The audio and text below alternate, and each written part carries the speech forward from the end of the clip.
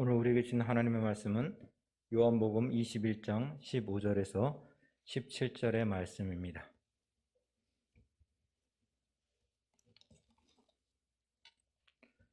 요한복음 21장 15절에서 17절의 말씀을 함께 읽습니다. 이 말씀을 읽을 때 하나님의 음성을 친히 듣는 귀한 시간 되기를 원합니다. 그들이 조밥 먹은 후에 예수께서 시몬 베드로에게 이르시되 요한의 아들 시몬아, 내가 이 사람들보다 나를 더 사랑하느냐 하시니 이르되 주님 그러하나이다. 내가 주님을 사랑하는 줄 주님께서 아시나이다. 이르시되 내 어린 양을 먹이라 하시고 또 두 번째 이르시되 요한의 아들 시몬아, 내가 나를 사랑하느냐 하시니 이르되 주님 그러하나이다. 내가 주님을 사랑하는 줄 주님께서 아시나이다. 이르시되 내 양을 치라 하시고 세 번째 이르시되 요한의 아들 시몬아, 내가 나를 사랑하느냐 하시니 주님께서 세 번째 내가 나를 사랑하느냐 하심으로 베드로가 근심하여 이르되 주님, 모든 것을 아시오매 내가 주님을 사랑하는 줄을 주님께서 아시나이다. 예수께서 이르시되 내 양을 먹이라. 아멘. 코로나가 막바지 극성을 부리고 있는 이때 정말 함께 모인다는 것이 부담스럽고 정말 어려운 그런 시간인 것 같습니다. 또 이러한 때에 또 영상으로 또 성전에 모여서 하나님을 예배하는 대항의 모든 가족들에게 주님의 은혜와 평강이 함께 할 수 있기를 원합니다. 여러분은 그 자녀를 키울 때 혹은 어린 자녀를 키우고 있는 부모님들이라면 아이가 밖에서 막 들어오는데 문을 열고 들어오는데 막 울면서 들어오는 거예요. 무슨 일인지는 몰라요. 왜 아이가 오는지도 모르겠어요. 근데 문을 열고 막 들어오는데 아이가 막 울면서 들어와요. 그때 여러분은 어떻게 하시겠습니까? 크게는 두 가지 반응이 있겠죠. 첫 번째 반응은 너 왜 울어? 무슨 일이야? 어디 아파? 누구한테 맞았어? 뭔 일 있었어? 라고 이렇게 물어보는 부모님이 있을 것이고, 또 한 반응은 울고 있는 아이를 그냥 아이가 울고 있으니까 아무 말 없이 꼭 끌어 안아주는 그런 부모님이, 그런 반응이 있을 것입니다. 반대로 그럼 입장을 좀 돌려놓고 여러분이 부모가 아니라 여러분이 지금 울고 있는 아이예요. 밖에서 무슨 일이 있었는지는 중요하지 않습니다. 내가 잘못해서 울 수도 있고 때로는 억울해서 울 수도 있습니다. 근데 내가 막 너무나 슬퍼요. 아무튼 너무나 막 아파요. 그래서 문을 딱 열고 집에 들어갔는데 그런 나를 엄마가 맞아주시는 거야. 네, 첫 번째 반응, 말없이 꼭 안아주신다. 두 번째 반응, 너 왜 울어? 뭔 일 있어? 무슨 일이야? 누가 너 때렸어? 자, 여러분이라면 어떻게 반응해 주시면 좋겠습니까? 여러분이 울고 있는데 엄마가 어떻게 나를 맞이해 주셨으면 좋겠습니까? 울고 있는 아이를 사랑하지 않는 부모는 없을 것입니다. 하지만 그 모습을 받아들이는 아이의 입장이라면, 만약 제가 아이라면은 저는 왜 울어? 무슨 일이야? 라고 묻는 것보다는 그냥 말없이 꼭 안아주면 좋겠습니다. 설령 내가 잘못됐다 할지라도 그냥 꼭 안아주고 위로해 줬으면 좋겠습니다. 여러분은 어떠신가요? 12년 동안 혈류병을 앓고 있던 그 여인이 예수님께 나옵니다. 그때 여인의 상태에 대해서 성경은 이야기하기를 많은 의사에게 괴로움을 받았고 가진 것도 다 허비하였으되 아무 효험이 없고 도리어 더 중하였다라고 말씀하고 있습니다. 그러니까 몸에서 피가 유출된다는 것은 구약의 율법에 의하면 부정한 거예요. 그러니까 이 여인은 12년 동안 부정한 여인으로 살아온 거죠. 근데 여기서 12라는 숫자는 단순히 12년일 수도 있지만 12지파 또 12제자와 같이 성경에서 의미하는 이 12라는 숫자는 그만큼 크다는 거예요. 그만큼 꽉 찼다는 거, 많다는 거죠. 그러니까 12년이라는 숫자가 12라는 숫자가 12년이라는 12년 동안 부정하게 혈류병으로 고생했다라고 이해하기 생각할 수도 있겠지만 이 상징적인 의미에서 12는 그만큼 아픔의 시간이 오래되었다라는 거예요. 견딜 수 없을 만큼 정말 꽉 차 있다라는 거죠. 그뿐인가요? 그 시간 동안 아무 노력을 하지 않은 게 아닙니다. 어떻게든지 이 병에서 고침을 받기 위해서, 나음을 받기 위해서 그는 용하다는 의사는 다 찾아다녔고, 그러다 보니까 자기가 가진 것을 다 허비할 수밖에 없었습니다. 그런데도 결과는 아무 효험이 없고 도리어 그 병이 중하여졌더라. 내가 가진 것을 다 내어놓았는데 나은 것이 아니라 오히려 효험이 없고 더 중하여졌더라. 그때 갖게 되는 그 허탈감, 그 허무함, 그 아픔은 정말 이루 말할 수 없을 것입니다. 이런 이야기를 들을 때 포기하지 않고 주님 앞에 나온 그 여인의 용기는 정말로 대단하다. 어떻게 그 상황에서 주님 앞에 나올 수 있을까? 그런 생각도 듭니다. 아니, 정말 이 여인이 마지막이라는 각오로 부정한 여인이 주님 앞으로 나옴으로 말미암아서 사람들을 부정케 함으로 말미암아서 당신으로 말미암아 우리가 부정하게 되었다. 그러니까 당신은 죽어도 돼. 우리 동네에서 쫓겨나도 돼. 라는 그런 어떤 비난을, 그런 정말 화살을 받을 각오로 주님 앞에 나온 것은 아닐까라는 그런 생각도 해보게 됩니다. 그렇게 사람들 사이를 헤집고 들어와 예수님의 옷자락을 붙잡습니다. 여기서 옷자락이란 유대인의 어떤 겉옷에 달린 술을 이야기합니다. 그러니까 겉옷 그 끝자락에 그 술이 달려 있는데 그 술에는 매듭이 지어져 있습니다. 매듭이. 근데 이 매듭이라는 것이 사람마다 다 고유의 매듭이 있었다고 합니다. 그래서 이 매듭을 가지고 그 사람이 누구인지 어떤 그 사람을 증명하는 그런 역할도 하는 것이 이 매듭이었는데, 오늘날로 이야기하면 인감도장과 같은 역할을 하는 것이 이 매듭이었어요. 그러다 보니까 이 매듭을 아무나 만질 수 없는 거예요. 만지면 부정하게 되는 거예요. 그래서 만지면 안 되는 거죠. 그런데 이 여인이 그것을 만져버렸습니다. 그럼 어떻게 돼요? 예수님은 부정하게 된 거예요. 부정한 사람이 된 거예요. 근데 그때 예수님께서 이 사실을 알게 됩니다. 자신에게서 치유의 능력이 나갔다는 것을 알게 되고, 누가 내 옷자락에 손을 대었느냐라고 묻습니다. 그때 여인이 두려워 떨면서 자신이 행한 일들에 대해서 예수님께 대답하죠. 어떠한 처분을 내려도 내가 피해갈 수 없는 그러한 내가 상황에 놓여 있구나. 그래, 뭐 어쩔 수 없이 그런 각오로 내가 이 자리에 왔으니까 그 마음으로 주님 앞에 이야기했을지 모릅니다. 근데 그 두렵고 떨리는 순간에 그 주님께서 이렇게 말씀하시는 거예요. 딸아, 딸아, 내 믿음이 너를 구원하였으니 평안히 가라. 내 병에서 놓여 건강할지어다.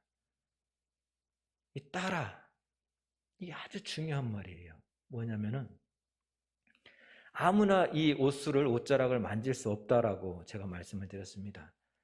근데 유일하게 이 옷자락을 마음 놓고 만질 수 있는 사람이 있어요. 그 사람이 바로 그 가정의 자녀들이에요. 아이들은 이거를 만져도 되는 거예요. 그래도 부정하지 않은 거예요. 괜찮은 거예요. 근데 예수님께서 지금 이 여인에게 뭐라고 말씀하고 있어요? 딸아, 사랑하는 내 딸아, 사랑하는 내 아들아. 이 말인즉 이 여인이 내 옷자락을 만진 것은 괜찮다는 거야. 내 자녀니까, 내 아들이니까, 내 딸이니까 괜찮다는 거예요. 그렇게 주님은 세상에서 지쳐있던 이 여인을, 삶의 소망이 끊어져 주님 앞에 나온 이 여인을 꼭 안아주십니다. 그렇게 육신의 질병뿐만 아니라 12년 동안 묵어있던 그 마음의 아픔까지도 주님은 깨끗이 치유해 주십니다. 이 여인에게만 그러셨을까요? 누가복음 19장에는 우리가 잘 알고 있는 삭개오의 이야기가 기록되어 있습니다. 예수님께서 여리고에 들어온다는 소식을 들은 키 작은 삭개오. 왜 성경은 키 작은이라는 수식어를 붙였는지 모르겠어요. 굳이 그냥 여리고에 사는 삭개오라고도 이야기할 수 있겠는데 여리고에 사는 키 작은 삭개오. 이 키 작은 이란을 통해서 그가 얼마나 사람들로부터 어떤 멸시를 당했는지, 혹은 그것으로 인해서 그 아픔이 컸는지, 그것을 상징하기 위해서, 가르쳐주기 위해서 이 키 작은이라는 이 수식어를 붙이지 않았을까, 그런 생각도 해보게 됩니다. 아무튼 키가 작은 삭개오가 예수님이 여리고에 온다는 것을 듣고 그 예수님을 만나기 위해서 그 돌무화과 나무에 올라가는 거예요. 근데 우리는 목사님 설교를 통해서 들었듯이 이 돌무화 나무가 열매는 그냥 먹기에는 먹을 수가 없는 그런 열매예요. 근데 이 나무의 열매를 먹을 수 있는 방법이 있습니다. 뭐냐면 이 바늘과 같은 걸로, 날카로운 걸로 이 열매에 흠집을 내는 거예요. 살짝살짝. 그러면 열매에 흠집을 내면 이 열매가 잘 또 익어가는 거예요. 그래서 먹을 만해지는 거죠. 그래서 이 일들을 누가 했냐? 목동들이 오늘날로 이야기하면 일이 없을 때 아르바이트처럼 했던 일이 이 일입니다. 그러니까 돌무화과 나무에 누가 사람이 올라가 있는 것은 어떤 특별한 것이 아니에요. 왜 흔히 볼 수 있는 어떤 광경이라는 거예요. 누군가가 올라가서 그 나무의 열매에 흠집을 내면서 아, 일을 하고 있구나 라고 생각할 수 있는 거죠. 그런데 그곳을 지나가시던 예수님께서 아, 누군가 나무 위에 또 올라가 있구나 라고 생각할 수도 있겠지만 그것이 아니라 삭개오를 지나쳐 가시지 않고 그 삭개오를 쳐다보시며 삭개오를 주목해서 쳐다봤다는 거예요. 그냥 지나갈 수도 있는 일입니다. 많은 무리 속에서 섞여 있는 한 사람이기 때문에 아, 저곳에 누구가 있구나 없구나 그냥 구별하지 않아도 되는 거예요. 근데 예수님께서는 그 삭개오를 쳐다보셨다는 거예요. 삭개오를 쳐다보시고 말씀하십니다. 삭개오야, 속히 내려오라. 내가 오늘 내 집에 유하여야겠다. 그러자 삭개오가 나무 위에서 급히 내려와 즐거워하며 영접하였다라고 누가복음 19장 5절 6절은 말씀하고 있습니다. 여러분에게는 별명이 있나요? 누군가가 지어준, 또 어렸을 적에는 아니면 지금 갖고 있는 별명이 있나요? 저에게는 어릴 적 별명이 하나 있었습니다. 제가 아마 초등학교 6학년 때까지 그 별명이 정말 불려졌던 것 같은데 쥐포라는 별명입니다. 쥐포. 근데 이 별명이 제가 초등학교 바로 들어가기 전인지 초등학교 1학년 때인지는 잘 기억이 나지 않아요. 근데 그때 당시에 만들어진 별명이에요. 추운 겨울날 동네 형들과 같이 정말 이렇게 들판 가운데서 모닥불을 피워놓고 막 이렇게 불장난을 하고 있었습니다. 근데 누군가의 주머니에서 이 쥐포 한 마리가 나온 거예요. 쥐포 한 마리. 손바닥만한 쥐포 한 마리가 나온 거예요. 그걸 이제 불에다 구워서 막 이렇게 논아 먹습니다. 근데 형들이 이렇게 큼직큼직하게 다 잘라서 자기들끼리 먹더니 저에게는 이 손톱만큼 주는 거예요. 아니, 손톱보다도 작게 조금 주는 거예요. 너무나 먹고 싶었죠. 또 맛있었습니다. 그래서 너무나 먹고 싶어서 막 집으로 뛰어가면서 제가 외쳤습니다. 쥐포 사러 가야지. 그때부터 이제 제 별명이 쥐포가 된 거예요. 쥐포. 근데 저는 이 쥐포라는 별명이 듣기 싫었습니다. 너무나 듣기 싫었습니다. 왜냐하면 좋은 식으로 불려진 것이 아니라 어떤 조롱과 놀림으로 그냥 어떻게 보면 이게 그냥 신랄하고 비웃는 듯한 그런 식의 어떤 표현으로 사용되어진 것이 쥐포였기 때문에 그냥 듣기가 싫었어요. 근데 뭐 2살, 3살 많은 형들이 그렇게 불러버리니까 뭐 그 형들한테 대들 수도 없는 거, 대들면 맞잖아요. 대들 수도 없는 거니까 그냥 그렇게 6년 동안 불려졌습니다. 그러다가 친구들이 아니면 다른 형들이 상원아라고 불러주면 얼마나 기쁜지 몰라요. 맨날 쥐포라고 하는 소리를 막 듣다가 누군가 상원아라고 불러주면 아니면 상원이 형 아니면 오빠라고 하면 얼마나 행복한지 몰라요. 아마 삭개오의 마음이 이러했지 않을까라는 저는 생각을 해보게 됩니다. 정말 악착같이 살면서 이 세리장이라는 자리까지 올라왔습니다. 이 자리에 올라오면은 행복할 줄 알았고 이 자리에 올라오면 많은 친구들이 생길 것 같았고 이 자리에 올라오면 내가 그동안 누리지 못했던 것들 정말 경험하지 못했던 것들을 많이 누리고 경험하며 살 줄 알았습니다. 모든 것이 즐거울 줄 알았습니다.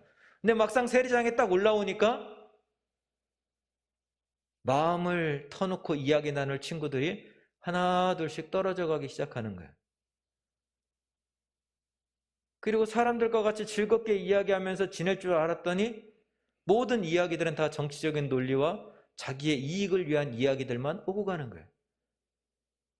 그리고 저 뒤에서 사람들이 속삭이는 이야기들이 들리는데 좋은 이야기들이 들리는 것이 아니라 매국노. 어떻게 자기 민족을 저렇게 더 괴롭힐 수 있어? 자기만 위하는 사람. 온갖 나쁜 소리들만 들려오는 거예요. 분명히 내 이름은 삭개오인데 삭개오란 이름으로 정말 삭개오라는 이름이 불려지기보다는 딴딴딴 무슨 뭐 X 무슨 욕만 들려오는 거예요. 싫은 소리만 들려오는 거예요. 비난의 소리만 들려오는 거예요. 그래서 이제는 그 이야기들이 너무나 익숙하다 보니까 이 삭개오라는 이름이 낯설게 되어지는 거죠. 안 불려지다 보니까 사람들이 불러주지 않으니까 이 이름이 낯설어지는 거예요. 우리 권사님들 집사님들 여기 많이 계신데 여자들이 결혼을 하게 되면은 자기 이름이 불려질 일이 별로 없잖아요. 근데 교회에 오면 누구누구 집사님, 누구누구 성도님, 누구누구 권사님 하면서 자기 이름을 불러줘서 너무나 좋다라고 이야기하시는 그런 분들의 이야기도 들었는데 그래요. 분명히 내 이름이 있는데 결혼을 하니까 누구누구 엄마, 누구누구 엄마로 계속 불리진 거야. 옛날에는 그랬죠. 어디 충청댁, 어디 서천댁, 어디 광주댁. 분명히 내 이름이 있는데 왜 내 이름이 광주댁이냔 말이야. 근데 그렇게 불려지는 게 익숙해지다 보니까 이름이 기억나지 않는 거죠. 이름을 잃어버리고 사는 거죠. 근데 갑자기 누군가 내 이름을 부릅니다. 삭개오야. 뭔 소리야? 내가 잘못 들었나? 근데 분명하게 내 이름을 부르는 거예요. 삭개오야. 내려오라. 내가 오늘 내 집에 휴하야 하겠다. 삭개오야. 내려와. 나와 함께 가자. 나와 함께 밥 먹자. 나와 함께 자자. 주님이 말씀하시는 거예요. 이때 얼마나 기뻤을까요? 얼마나 행복했을까요? 어릴 적 어머니의 품 안에서 그렇게 많이 불려지던 그 이름인데 누군가하고 함께 정말 따뜻하게 밥을 먹고 함께 이야기꽃을 나누다가 같이 잠을 자는 거 정말 꿈에서만 그리던 모습인데 주님께서 내 이름을 부르며 나와 함께 가자, 나와 함께 밥을 먹자, 나와 함께 이야기를 나누다 함께 자자라고 말씀하시는 거예요. 얼마나 행복했을까요? 얼마나 기뻤을까요? 이렇게 주님은 두려워 떨고 있는 혈류병 여인을 안아주셨고 외로움과 그리움에 지쳐있던 그 삭개오의 마음을 안아주셨습니다. 오늘 본문에 나오는 그 베드로의 모습은 어떠한가요? 동생 안드레의 전도로 예수님을 만난 적이 있던 베드로이지만 그는 여전히 아침에 일어나면 그물을 손질하고 저녁이 되면 손질한 그물을 가지고 갈릴리 바다에 나가서 물고기를 잡는 그런 평범한 어부였습니다. 그날도 베드로는 하루 종일 그물을 손질하고 그 그물한 손질을 들고 고기를 잡기 위해서 밤바다를 향해서 나아갔습니다. 근데 어찌된 일인지 밤새 그물을 던졌지만 물고기를 한 마리도 잡을 수 없었던 거예요. 허탈함과 허무함, 정말 실패와 좌절을 가지고 그물을 막 털고 그물을 정리하고 있습니다. 근데 그 전에 만났던, 그 전에 내 이름을 불러주셨던 예수님께서 찾아오시더니 그 배에 오르셔서 하나님의 나라의 말씀을 쭉 전하시는 거예요. 그러면서 베드로에게 말씀하십니다. 깊은 데로 가서 그물을 내려 고기를 잡으라. 아니 이게 무슨 말입니까? 그물을 다시 내리라니요. 이때 당시에 그물은 하얀 광목천으로 만들어진 그런 그물이었습니다. 그러니까 낮에 그물을 내리면 물고기들이 이 그물이 다 보이는 거죠. 그러니까 들어가지가 않는 거예요, 그물 속으로. 그래서 밤에 그물을 내리곤 했는데 아니 예수님께서 갑자기 깊은 데로 가서 그물을 내리라고 하니까 이게 무슨 소린가? 근데 베드로는 주여 나를 선생님 우리들이 밤이 새도록 수고했을 때 잡은 것이 없지만은 내가 말씀에 의지하여 그물을 내리리이다. 그 말씀에 순종하여서 그물을 내립니다. 근데 놀라운 것은 말씀에 순종해서 그물을 내렸는데 그물이 찢어지도록 물고기가 많이 잡히는 경험을 하게 되어집니다. 말씀에 의지하여 살아가는 삶의 능력이 무엇인지를 베드로는 깨닫게 된 거예요. 경험하게 된 거예요. 그때 베드로가 고백합니다. 주여 나를 떠나소서 나는 죄인입니다. 라고 말입니다. 그때서부터 베드로는 주님의 제자의 삶을 살아가기 시작합니다. 그렇다고 해서 베드로가 정말 반석과 같이 흔들리지 않은 반석과 같이 그렇게 주님을 3년 동안 따라다녔냐? 그거 아니에요. 넘어지기도 하고 실패하기도 하고 예수님께 꾸중 듣기도 하고 그러면서 3년 동안 예수님을 막 따라가는 거예요. 근데 중요한 것은 넘어질 때마다 주님이 일으켜 주시고 실패할 때마다 주님이 다시 붙잡아 주시고 세워 주시고 정말 남들에게 조롱받을 비웃을거릴 그런 시간에도 주님이 아이고 잘했어 칭찬해 주시면서 막 격려해 붙잡아 주시니까 베드로의 믿음이 담대해지기 시작하는 거예요. 이 주님과 함께라면 내가 모든 것을 할 수 있어라는 그 믿음이 막 마음에 뜨겁게 올라오기 시작하는 거예요. 한 번은 예수님께서 바다 위를 걸어오십니다. 근데 제자들이 유령인가 싶어서 다들 두려워 떨고 있는 거예요. 근데 그때 베드로가 이야기합니다. 만일 주님이시거든 나로 하여금 그 바다 위로 걸어오라 말씀하십시오. 아니 여러분 생각해 보십시오. 사람이 어떻게 바다 위를 걸어갈 수 있습니까? 사람이 어떻게 물 위를 걸어갈 수 있습니까? 말이 안 되는 이야기죠. 근데 이 베드로의 이 대답 속에는 주님이 말씀하시면 말도 안 되는 그 상황 가운데 내 발을 내딛겠습니다. 주님이 오라 하시면 이해할 수 없는 그 상황 가운데 내 몸을 던지겠습니다라는 그 고백과 결단이 담겨 있는 거예요. 그러자 주님께서 오라 말씀하십니다. 그때 베드로가 어떻게 해요? 배에서 내려서 바다에 내 몸을 맡기는 거예요. 발을 내딛는 거예요. 주님이 오라 하시니까 3년 동안 함께했던 그 주님이 오라 하시니까 그 주님이 말씀하시니까 나를 붙잡아 주시고 나를 위로해 주시고 나와 함께 하셨던 그 주님이 말씀하시니까 말이 안 되는 그 상황 가운데 내 발을 내딛는 거예요. 내 몸을 맡기는 거예요. 내 삶을 내어놓는 거예요. 바람을 보고 무서워 바다에 빠져갔지만 그 물에 빠지는 경험을 했지만 그래도 중요한 거는 그렇게 주님을 믿고 정말 내 몸을 맡기는 사람이 베드로였다는 거예요. 그렇게 주님을 따라가고 주님과 함께하고 주님께 내 몸을 맡기는 삶을 경험하다 보니까 이 베드로의 믿음이 뜨거워지는 거예요. 베드로의 열정이 뜨거워지는 거예요. 그래서 주님께서 내가 다 굴기 전에 나를 3번 부인할 것이다 라고 말씀하셨을 때 베드로는 나는 절대 그럴 일이 없습니다. 다른 사람은 다 몰라도 내가 얼마나 주님을 사랑하는데 주님이 나를 얼마나 붙잡아 주셨는데 주님이 나를 얼마나 인정해 주셨는데 주님이 나를 얼마나 위로해 주셨는데 바닷물에 퐁당 빠졌을 때 정말 창피해서 정말 쥐구멍이라도 들어갈 수 있는 상황인데도 그런 나를 주님께서 붙잡아 주고 다시금 세워주셨는데 다른 사람은 다 몰라도 나는 주님을 떠날 수 없습니다 라고 이야기하죠. 근데 이런 마음의 결단과 다짐이 채 지나가기도 전에 베드로는 주님을 3번 모른다 부인하게 됩니다.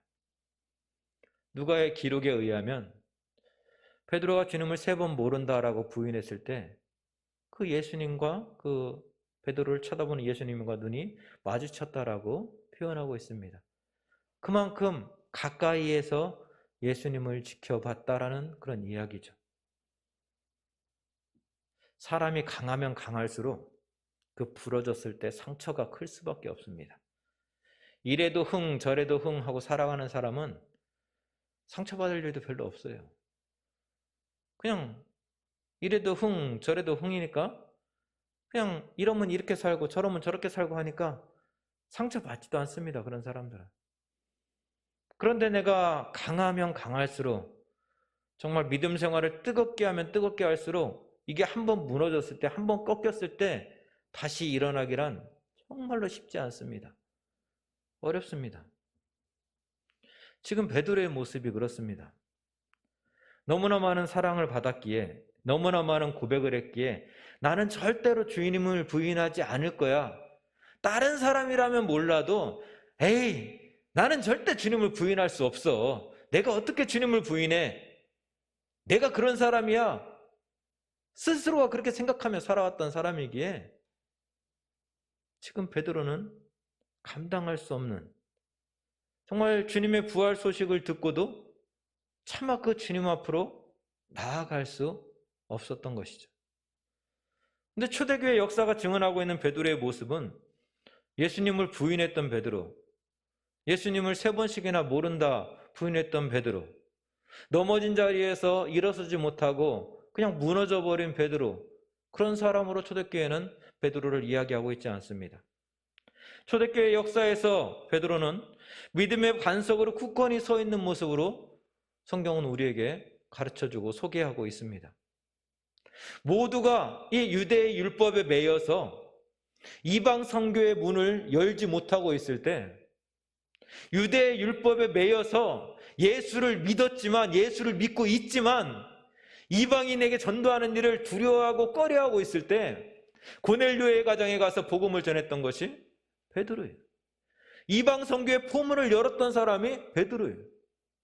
사도 바울의 선교의 역사를 시작할 수 있게끔 그 시작의 문을 활짝 열어놓은 사람이 베드로예요. 어떻게 이런 일이 일어날 수 있었을까요? 무엇이 3번씩이나 예수님을 부인하면서 실패와 좌절과 낙심 가운데, 그 절망 가운데 빠져있던 그 베드로를 다시금 믿음의 반석으로 굳건히 일어날 수 있게 한 것일까요? 오늘 본문은 그 비밀은 바로 넘어져 있는 베드로에게 찾아가셔서 내가 너를 사랑한다 안아주시는 주님의 사랑이라고 우리에게 말씀해 주고 있습니다. 예수님의 부활 소식을 누구보다도 먼저 듣고 가장 먼저 그 빈 무덤에 찾아갔던 사람이 베드로예요. 근데 차마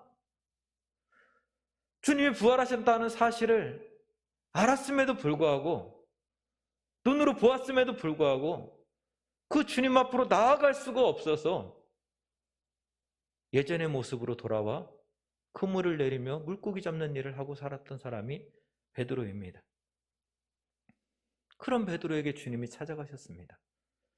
혈류병 걸린 여인에게 말씀하셨던 것처럼, 그리고 삭개오에게 말씀하셨던 것처럼 찾아가 주님이 말씀하십니다. 요한의 아들 시몬아, 내가 나를 사랑하느냐? 요한의 아들 시몬아, 내가 나를 사랑하느냐? 그러자 베드로가 대답합니다. 주님, 제가 주님을 사랑하는 것을 주님이 아시는 줄 믿습니다. 주님, 그러하여다. 내가 주님을 사랑하는 줄 주님이 아시나이다. 근데 이 베드로와 예수님의 이 대화를 정말 묵상하고 기도하면서 이 말씀이 너무 딱딱하게 들려오더라고요. 그래서 막 기도하는데 이 말씀과 이 대화를 묵상할 때 저에게는 이 주님의 음성이 이렇게 들려왔습니다. 베드로야, 요한의 아들 시몬아, 내가 나를 사랑하느냐? 라고 묻는 예수님의 질문이, 베드로야, 내가 너를 여전히 사랑하는데 너도 나를 사랑하는 것 맞지? 라고 물으시는 주님의 음성으로 들어오는 거예요. 내가 너를 여전히 사랑해. 너도 나 사랑하는 거 맞지? 차마 사랑한다 대답을 하지 못하는 그런 베드로에게 주님이 이렇게 말씀하시는 것처럼 들렸습니다. 다른 사람들 다 무서워 도망할 때 그래도 너는 가장 가까이에서 내 곁에서 나와 함께 했잖아. 그게 내가 나 사랑하는 것 아니야? 부활 소식을 들었을 때 가장 먼저 그 빈 무덤에 달려왔던 것, 그 사람이 바로 너 아니야? 그것이 내가 나를 사랑한다는 것 아니야? 보고 싶다는 것 아니야? 그리웠다는 것 아니야? 괜찮아. 나는 내가 나를 사랑하는 것 알아. 그러니까 이제 일어나 나와 함께 가자. 주님이 갈릴리 바닷가에 찾아와 요한의 아들 시몬아, 내가 나를 사랑하느냐 묻고 있는 것은 그가 나를 사랑한다는 것을 몰라서가 아닙니다. 혹은 봤지? 내가 너에게 말한 것처럼 나 3일 만에 부활했어. 근데 왜 나를 부인했어? 그 말을 하고 싶어서가 아니라는 거예요. 주님이 갈릴리 바다가에 찾아오신 이유는 그 자리에 주님이 너무나 사랑하시는 베드로가, 주님이 너무나 사랑하시는 주님의 자녀 베드로가 넘어져 있기 때문입니다. 그 아들을 다시 일으켜주시고 그 아들을 다시 안아주시기 위해서 주님은 갈릴리 바닷가에 찾아오신 거예요.